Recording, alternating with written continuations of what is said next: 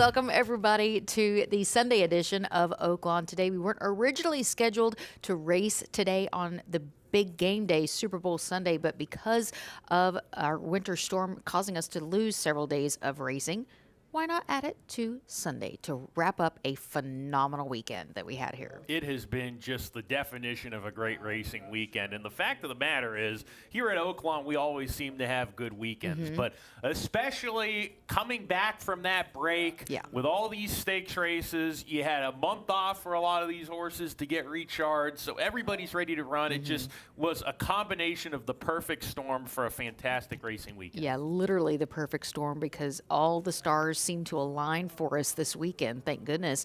A huge crowd yesterday as we did get to see Nitrogen. I totally fangirled when she came into the paddock, as I predicted. It's something about those fillies that I just am obsessed with. But it was a extremely good running of the Bayakoa. We'll talk about that in just a few minutes. But for now, let's take a look at our weather page. Still a little bit cool out, but not terrible. 45 degrees, fast track, partly sunny, and winds 5 miles per hour south-southwest. So that's for this Sunday. And just a heads up, if you're looking for something to do after the races, we're going to wrap things up at probably around 4:30-ish. Mainline Sports Bar is the place to go. DJ Williams, very dear friend, obviously big-time football player, is going to be emceeing the big game, as well as food and drink specials. So it's a perfect place to watch. I have a feeling that Mainline's going to be packed, the sports book is going to be packed, and Silks is going to be packed. And it's going to be a festive atmosphere on top of all of these things. I actually went to dinner at the Mainline Sports Bar here last night. What'd you have?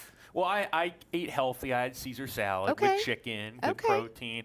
Had like this pepperoni pizza dip with breadsticks as an appetizer. That sounds phenomenal, delicious. scrumptious. So it's actually a very good product of food.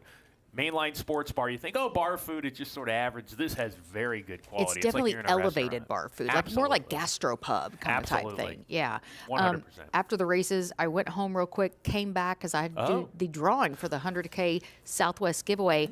Walk in through the event center, go up the escalator.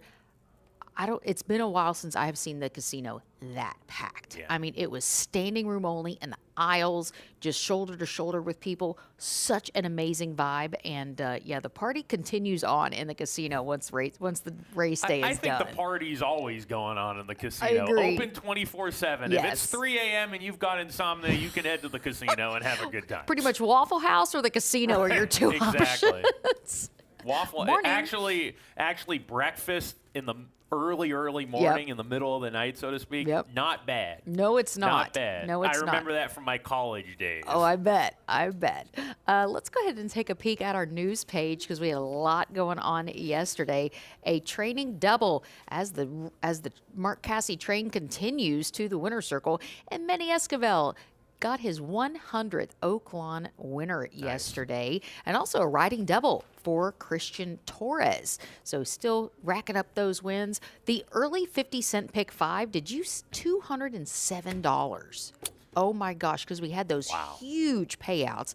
That's unbelievable. And Nitrogen, much the best in the Grade 3 Bayakoa. Look to see her next in the Azeri, but that target all along has been the Apple Blossom, which is now a win and you're in for Breeders' Cup Distaff. That is huge. It is. I know Mark's very excited about that. Today in the King Cotton, Roll On Big Joe looks to be the one to catch. And of course, stick around and enjoy the big game in Mainline Sports.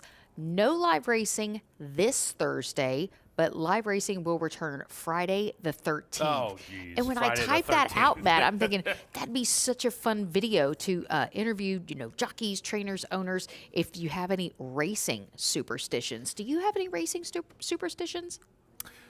I do have a racing superstition. Okay. It's more of a quirk than anything else. If I'm looking at a horse that has either never run before or has run and is trying something new, in handicapping, I always have to look at the pedigree no matter what their price is. Okay. And write down, Dan was a sprinter, Dan was a router, siblings did this. It's a superstition, quirk. No, I mean, and it goes into your handicating. So that's a good But there are no black cats during the handicapping process. No walking under ladders, none of that stuff. I don't know how it got started, but if you hand a race tracker a $50 bill, they don't want to take it. Why? It's something about I've never heard of that. Yeah, it's something about $50 bills, and that has now parlayed onto me. I won't take It's a just $50 bad bill. luck. Give me two 20s and a 10, something. And also brooms. Never take the broom on the horse trailer. Always get a new broom. I've never heard Yeah. that one either. Now, at Golden Gate, a lot of people do not know this, but fans of Golden Gate absolutely loved. I used to have a broom in the booth. Okay. And I would give out these pick 5, pick 4 tickets on Okay. air, and if I got swept on them, I would take out my broom. Oh, nice. So people Nice. always ask me, is the broom at Oaklawn? I say it's nowhere to be found, Oh, and I how don't want to funny. see it because that means I lost. So I will say I was a baseball player. 2 baseball players also extremely superstitious I think folks. pro athletes. Yeah. Especially, or Yeah. even just athletes, I think in general, wearing the same socks or, doing something in Yeah, the same order. I always put one sock inside out, if not both of them, when I play baseball. Just Really? Superstition. Okay. Yeah. I typically don't wear the same set of socks. Like I'll do a pink and a green. It's just like they're both the same style of sock, but I'm like it's a rules of society. I'm glad I'm not the only one because I do that sometimes. I'm like I must be the only person to do this. So I'm glad we're in the same boat. We're there. definitely That's awesome. in the same boat. Do you have any superstitions or? You know what? For handicapping, I typically don't like a first-time starter on the rail. Okay. That's one that I mean, even if they're 8 to 5, I'm like, no, because we've seen horses sometimes want to go left, and don't really get a clean break. But for the most part, I don't think too superstitious. You don't have like a special color pen that you have to use. Or No, anything like that. no. Okay. I So don't I know think- some not that I people think like so. Oh, that. some They people have are- to have red pens. Yeah, or- yeah, absolutely. So what did you think of nitrogen yesterday? Because originally the Azeri was the target, but she was doing so well, they went ahead and entered her in the Bayakoa. And an article that I read from Mary Rampolini, Mark Cassie had said, she's really only 90% right now, but her 90% is obviously much the best against that type of field And yesterday. we saw it on full display yesterday. I mean, some fillies or just horses in general, they do just enough to win. Like Zenyatta. Everybody who's a racing fan knows Right. Zenyatta. There were a lot of times where she just did enough to win. A filly like Nitrogen, we have seen her be happy to blow her doors off the competition if she feels like she wants to. We saw a late lead swap to the incorrect lead down the lane. Yes. That was nothing more than just, I'm getting a little bit tired. Yeah. Maybe that 10% conditioning I don't have coming into effect, if not maybe 20%. And she was just getting a little bit tired down the lane. But it's like watching an athlete like a LeBron James on the basketball court. There are these athletes that you watch, and it's like you get absolute stars on the racetrack. Yeah. But when they're up against the stars, they're like, in Nitrogen's case, a woman amongst the gals or a man amongst the boys. Yeah. And she, as Mark Cassie said, basically, especially for that field, basically just breathes different air. She's just at a totally different level than a really good athlete, which tells you how good she is. Mark Cassie ran 1-2 in the Smarty Jones and ran 1-2 in the Bayakoa. So, I mean, at some point, that role is going to have to taper off at some point, but it doesn't look like it anytime soon, which is phenomenal. Got a couple live for horses today, and I mean, it's just I don't remember the last time I've seen a barn of this caliber. I've seen claiming barns that really get aggressive and have a huge streak. But I don't think a high-level barn of this that I've ever seen this type of roll. You see folks winning at 25, maybe even 30% for a short period of time, but half your race is winning it. And you got Nirazzuri, who ran second in the race. Right. You got Silent Tactic and Strategic Risk and the Smarty Jones, who ran 1-2. It's like if his horse loses, it's to his other horse. It's just incredible. Yeah, so he's got that good a stock, and I actually told him yesterday, thank you for bringing her here. Absolutely. Because that's a big thing. You got a lot of options, Sure. So, I mean, and I talked to Mark Cassie. Actually, I saw him at the Breeders' Cup in Delmar. And he said, we're going to bring some heavy guns to your neck of the woods this year. Well, he didn't bring guns. He brought tanks. Yeah, he bought arsenals and pretty much anything that he could find to win. Absolutely love it. So let's go ahead and get started. We do have 10 races on the docket. I'm going to admit it. I didn't get too creative today. I'm very heavy chalk today. So you think it's going to be a formful card? Potentially. Well, we'll see. It depends on how I do. I think so. Starting off. I finally got a win yesterday. Nice. So, like I said, we had to go in the right direction sometime. And being away from racing for so long, for those 3 weeks, and then the snow, sometimes these horses are going to need a race to get back under their belt just to get that conditioning. We open the 10-race program for 3-year-olds and up. Maiden claiming 12,500 is the purchase amount, and they will go 6 furlongs in distance. Did have a couple scratches of numbers 3 and 14, which does allow the 13 to draw into the body. And Francisco Arrieta rides number 11, Bolt's Treasure. Fernando Hara off his mounts today. This runner here last time out got a wide trip and rallied for third. Not a strong opinion in this first race, Nancy. These runners here, the definition of horses looking to run their A-plus race while finding their friends along the way. Not a lot of great recent form in here. Lower-level maiden claimers, that's what they are, and a lot of them with a lot of experience. But this horse here, I think he's just a little bit faster than the sprinters in this race on his best day.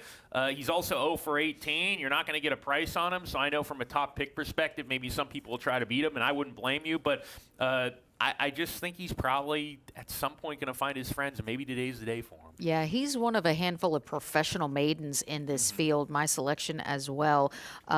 And it's interesting, they put the blinkers on last go when shortening him up to 6 furlongs, and he ran a credible third.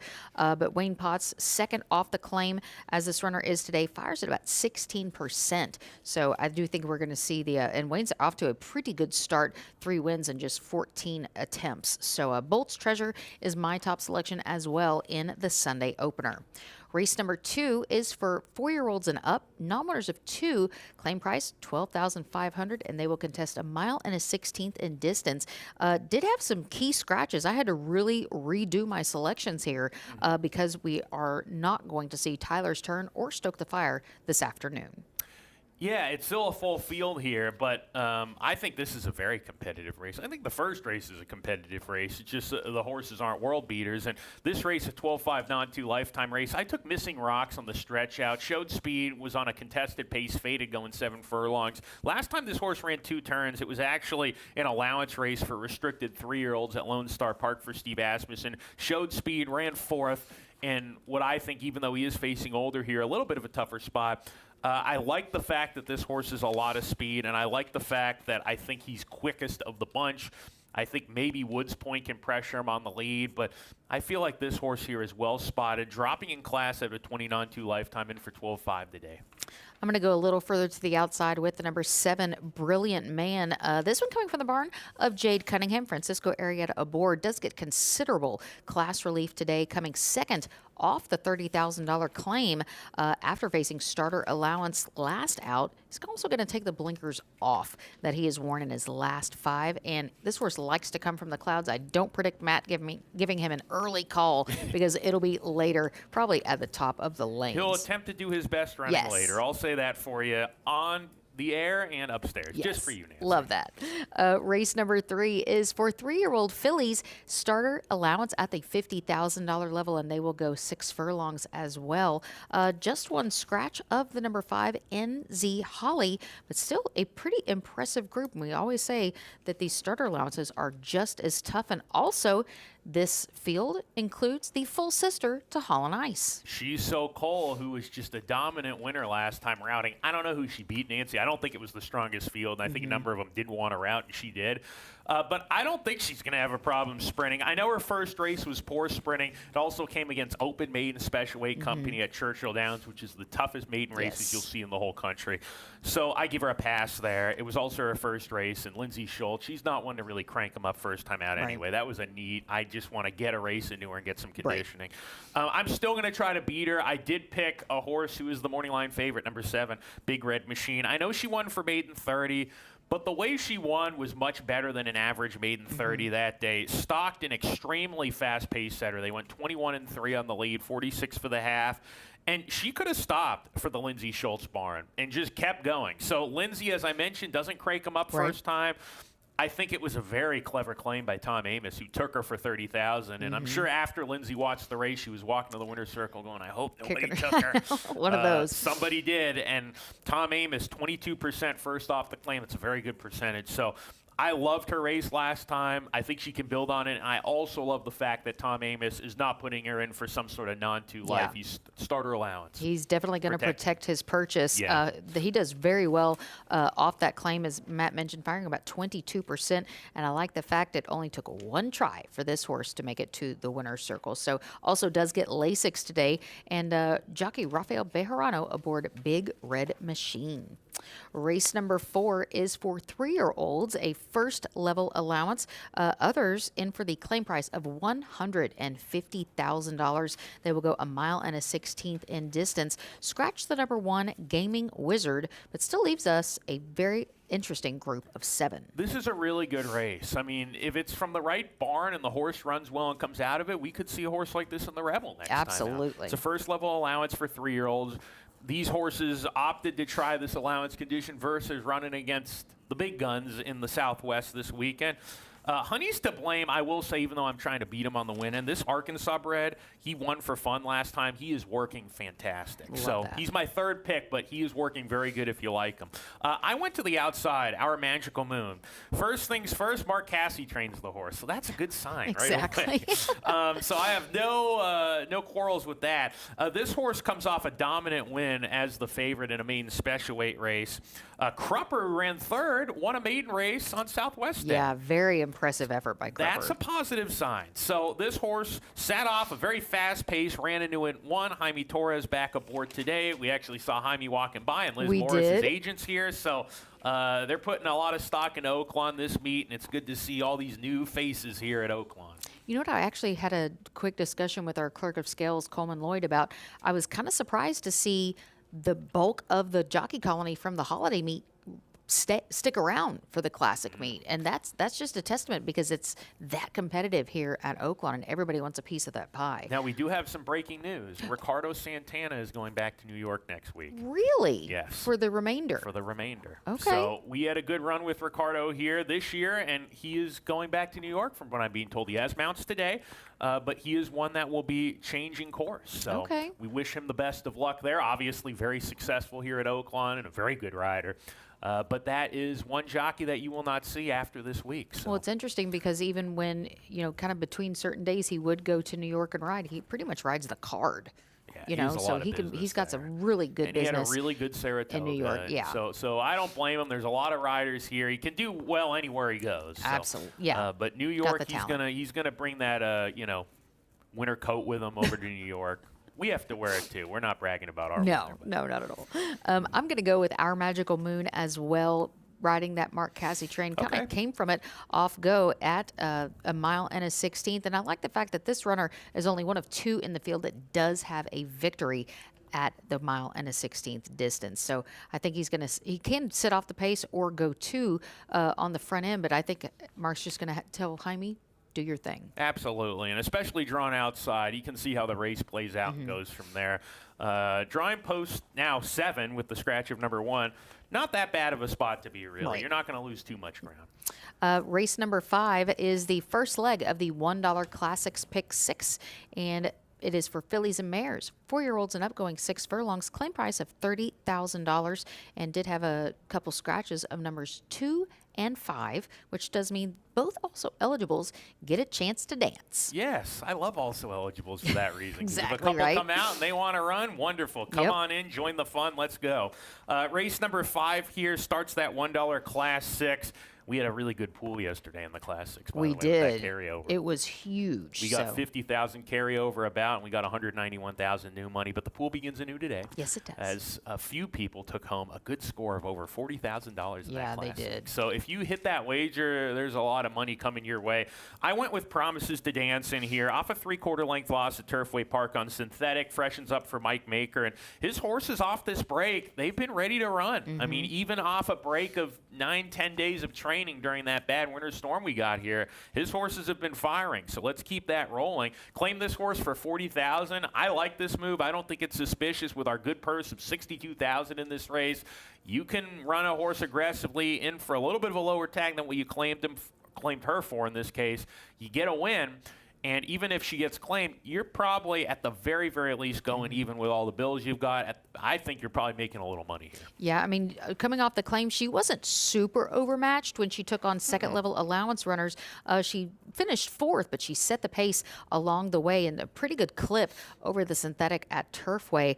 And she does drop back in for the tag, and I definitely think she is going to be prominent early. I see you calling her very quickly out of the gate. Yeah, she's one that likes to be close, Yes. and she's one also you don't want to take a hold of. You got to sort of loose rein her a little bit and just let her do her thing, because if you start trying to grab, she's one that might fight a little bit. Yeah, and I love the fact that they bring her here instead of continuing at Turfway, because she has 2 wins and just 3 local starts. Oh, So that's a good got point. a nice little back class. We're going to take a quick break here on the Sunday edition of Oaklawn Today, and when we return, we're going to talk 3-year-old fillies. Mardi Gras is coming to Oaklawn, and your swipe might just crown you king of the winnings. It's simple. Swipe, enter, and join the parade of prizes in our Mardi Gras giveaway.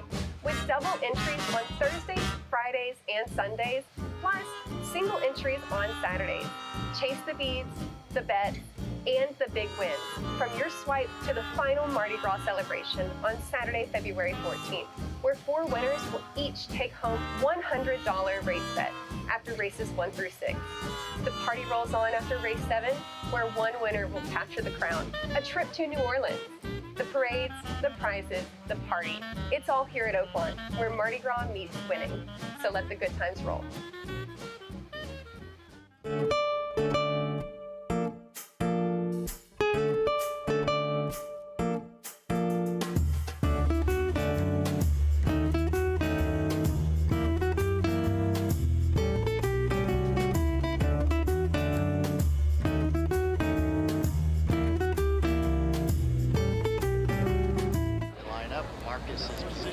Come on, just a few more yards. All right, ball time. Are you ready? Just one more play. Oh, is it a good game? Touchdown! It is now. I just won my bet through the Oaklawn Sports app.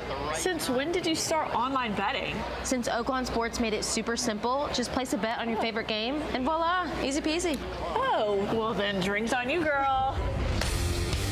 Bet all season long with Oaklawn Sports, Arkansas's best sports betting app.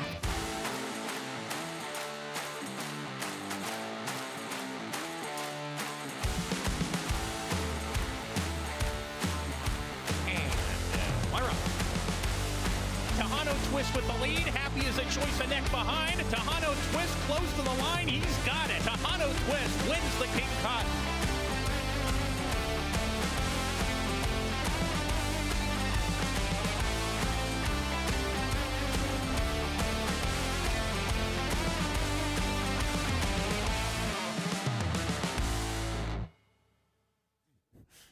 I just learned something new about our track announcer, Matt Dinnerman, in the years that we have worked together.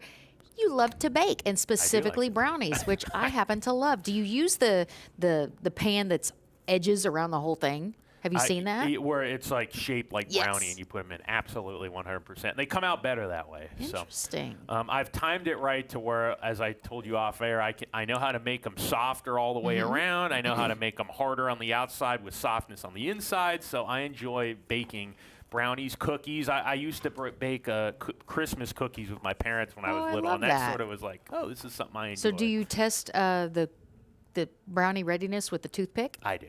Okay. I do. The old I guess that's an school old method. school thing. You know, I picked that up My too. parents are old school. They taught me that. And it's worked every single time. Anytime you want to bake brownies for the desk, I'll take one. Trust me when I tell you that's happening, but I'm going to surprise you. I'm not telling you when I'm doing it. Okay, it'll be a pleasant surprise. It's going to be a pleasant surprise, and we'll bring the rest of them to the offices so our If we don't eat promotions them all here. gals, our social media gals, teamwork makes the dream work. Absolutely, it does. 3-year-old fillies are highlighted here in race number 6, a maiden special weight at 1 mile and a 16th. And it's interesting as Nitrogen's connections are back in with this 3-year-old filly, and that's the number 4, Rockin' Robin. Rockin' Robin, I mean, yeah, she's the one to beat. Look who she lost to. She lost by 6 lengths. You go, oh, well, she wasn't close to the winner. Well, the winner was Search Party, who won the Martha Washington. Yes. So that's a positive sign. I'm taking a little bit of a price in here. Cognizant might as well with a few of the favorites I've picked today. The reason I like Cognizant is because her pedigree says route. And she ran sort of an average third. She was beaten 7 lengths, but the winner, Agrippina, I think is a better than average runner for the Lindsay Schultz barn. And she's actually entered in a stake at the fairgrounds next week. Okay. Cognizant in this race, she's by Silver State. He was a pure router. And all of his babies from the small sample size, they don't really want to sprint. This horse right here, this filly, 3 of her 4 siblings were routers. Okay. Her dam, Sloan Win, was routing. And she is a half sibling to none other than Disarm, who is a very nice stakes horse for Asmussen and Team Winchell. So this page right here, route. She got a race sprinting. She got some conditioning. I think this is the race where she even improves and runs well. Well, I'm going to ride that Cassie train as long as it lets me with Rockin' Robin. Fair Christian enough. Torres in the irons, campaigned by DJ Stable, who owned Nitrogen. They had a very good weekend. And I like those key races, as Matt mentioned, was second to Search Party. I love the foundation of 2-turn races that she has under her belt. She's very lightly raced, but 2 good efforts, both hitting the board at today's mile and a 16th. And I think she was second best last time. I think today is her turn. Yeah, it very well could be. I don't think anybody would be shocked if that happened. Race number 7 is a $35,000 claimer, 4-year-olds and up, and they're going to go 1 mile in distance. Did have a scratch of the number 9 Parkway. This is a very interesting group, and I love the fact that the claim game is still very, very big here at Oaklawn. Sometimes it tends to taper off. You can kind of feel where the economy is going, but you're announcing a lot of claims. And you made the point that I was going to make, and I've said it before. When you see a lot of claiming activity, that means the business is healthy because people are investing, they're making money, there's all this stuff going on, there's a lot of movement and activity. Yes. Especially here with the purses and just the economics of it all, it's a little easier to make money here than maybe even a smaller track. Like I think of like Turf Paradise, where you have to claim horses. There are $8,000, $10,000 claimers there, but they're running for twice as little as we are. So it's easier to claim for 10,000 and run for 36 than it is claiming for 10,000 and running for 16. Right. My top pick is Black Powder in this race. Mike Maker, the trainer. I didn't pick him because I think his horses are running well. What I like about this horse, although it helps, what I like about this horse is that he ran poorly last time in a second level allowance, in for 35, needs a drop. This horse has run well here at Oaklawn. He's 3 for 7 with a second place finish. His best races, I know he's run 19 times. His best races, most of them have been right here at Oaklawn. So he likes this track. Third start off a long layoff. Usually horses that do that third start in the form cycle, they're going to be in peak form. And I like this horse. Should be sitting in midfield with a good jockey, Luis Saez. Well, we did see Manny Esquivel ride his 100th Oaklawn winner yesterday. He gets aboard the number 5 Hearn for Sippy Contreras. Debuts second off the claim for this one and returned off a bit of a layoff in late December to contest a mile for 40 and was second best. Just pressed the leader the entire way, but placing in front of also American Outlaw, who does return in this group. Sippy is 16% second off the purchase and 24% when getting him back second off of a freshening. So I think this horse will be prominently displayed out front very early on. Should get a perfect trip. Yeah. Race number 8 is the 75th running of the King Cotton, $150,000 purse, and it is set to go 6 furlongs in distance. This is the first leg of the $3 Get Out Pick 3, and unfortunately we did have 3 scratches out of this field as well, but there's still quite a bit of speed that does remain. Yeah, and the 3 scratches here, they were all going to be prices anyway. Right. Although Durante on his best day could have put up a little scare as a long shot, but I picked number 4 in here. His name is Bourbon Bash. You like Roll on Big Joe's. The horse to beat off is winning the Ring the Bell. I just thought that last race off a 19-month layoff ran better than ever, was working fantastic for that race. That tells me, usually you don't see this with horses coming off these types of layoffs, but this horse is way better than he was before the break. Usually it's sometimes the other way around. They take a long break, there's multiple problems, and they're not quite what they were before, but whole different story with this horse here. And even with a race under his belt, who knows? He could even run a little bit faster. So this horse, the way he won, I couldn't have been more impressed with it. And I think if they run Roll on Big Joe and Bourbon Bash together the fastest they can, it's actually going to be a pretty darn good race. Well, I remember I picked Roll on Big Joe last time. I think he's going to do it again. Sometimes, as Matt's as you mentioned, when they get good, they stay good. Yes. As this horse is looking for his third straight stakes victory after winning the Ring the Bell in mid-December. And his conditioner, Bob Hess, said it's completely up to Julian whether he wants to go or if he stalks. Bob typically likes to see this horse stalking the pace, but I wouldn't be surprised if Julian is right there aggressive early on. And it's interesting, breaks just to the inside of Tejano Twist. Tejano Twist, this is the 4th appearance in the King Cotton for Tejano Twist. He was runner-up in 2023, 2024, and obviously he's looking to keep the crown as he was victorious in last year's running. So, gotta love those old hard-knocking horses that can still compete at this level. If I had a word to describe Tejano Twist, it would be admirable. He's a very admirable horse. Okay. He shows up, he tries. He's a little bit of a quirky horse to ride because you sort of really got to get after him. Yep. You got to time it right. He's a deep closer, comes from well off of it.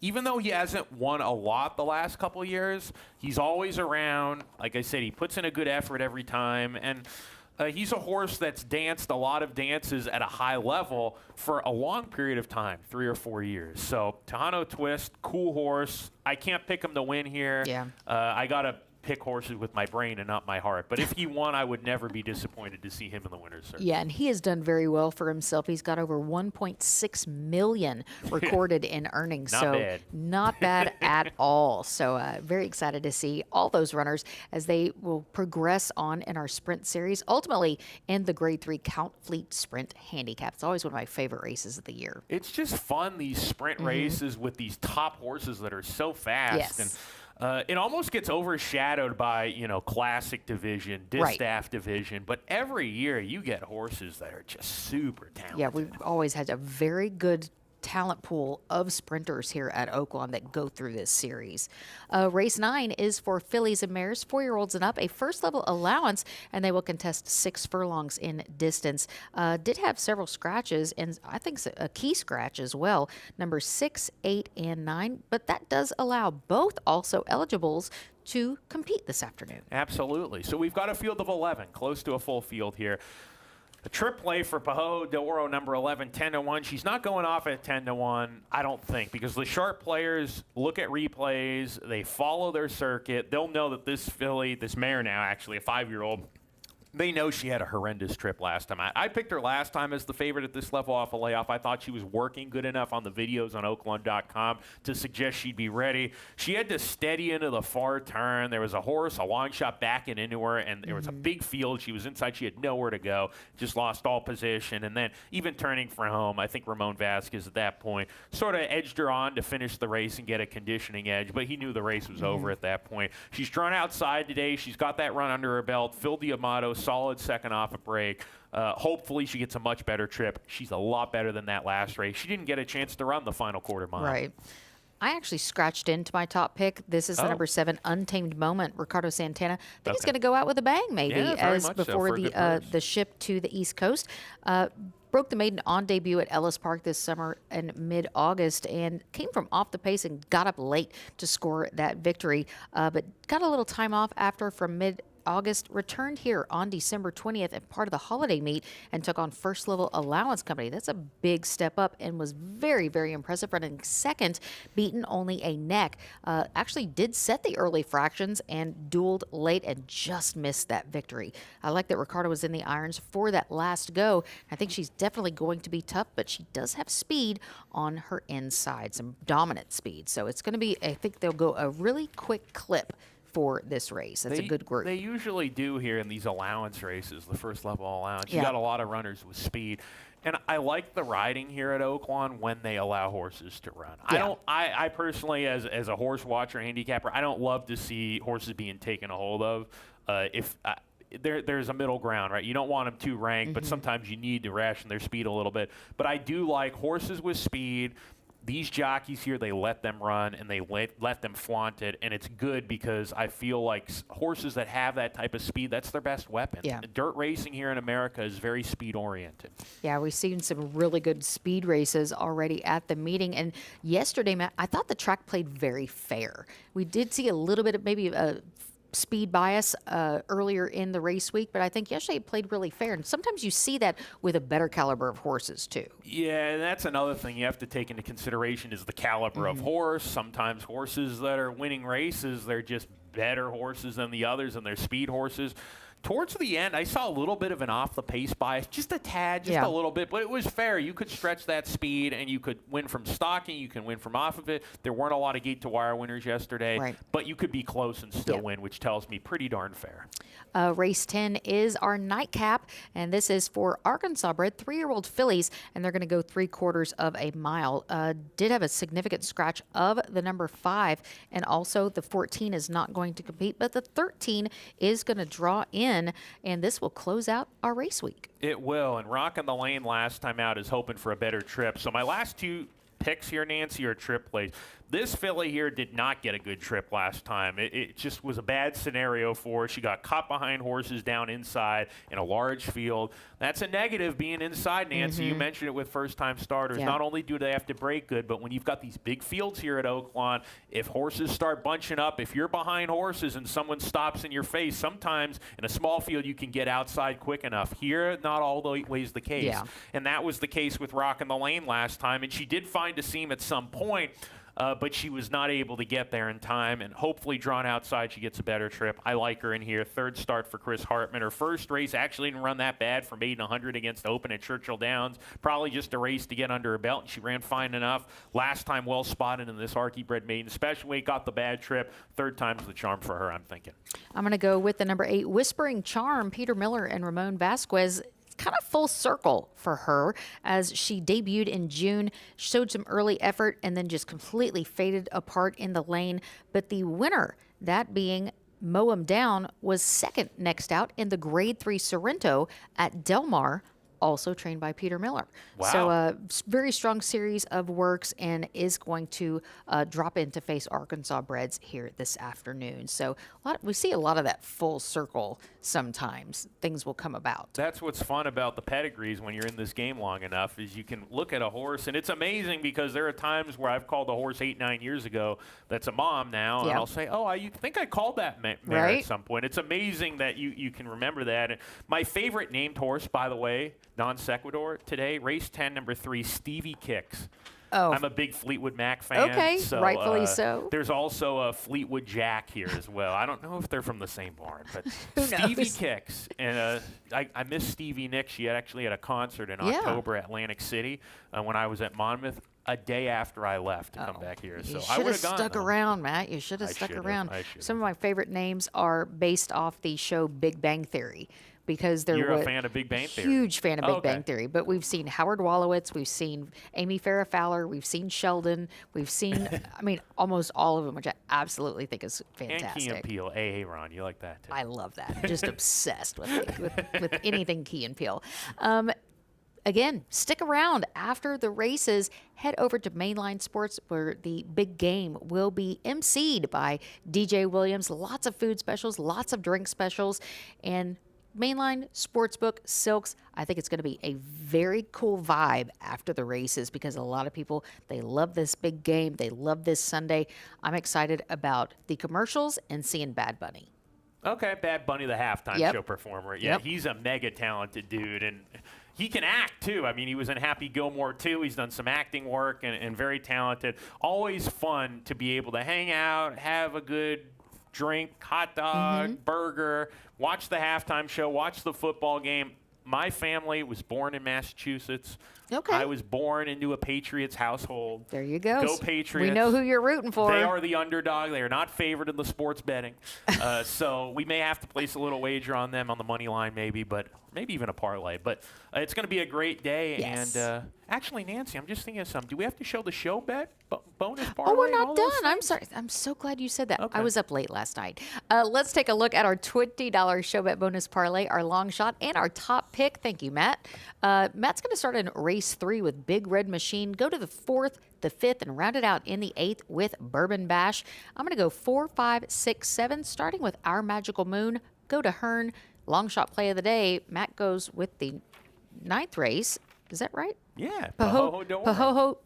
I can't say that. Pohoho de Oro. Well, I go to the nightcap with number 8, Whispering Charm. I'm going to use Our Magical Moon as my top selection, and Matt goes one race prior with Big Red Machine. And something cool that Mainline is doing today, their food specials are correlated to each team's city. Wow. Yes, which is very Okay. cool. So, yeah, make sure you check out the food and drink specials. Stick around. It's going to be great. No live racing this Thursday. We'll return on Friday the 13th. So, no black cats, no walking underneath ladders. Yes, no bad juju for February 3rd. Keep all that stuff out of this studio, Nancy. We need luck when we're trying to pick horses. We don't need bad luck. It's hard very enough true. to pick a winner with a little bit of luck. Exactly. Matt's going to head up to the roof to give you all the set of changes. You'll see me in the paddock as well as Andy Biancone early on. So thanks again for joining us on the Sunday edition of Oaklawn Today. For Matt Dinnerman, I'm Nancy Holthus. Good luck and good racing.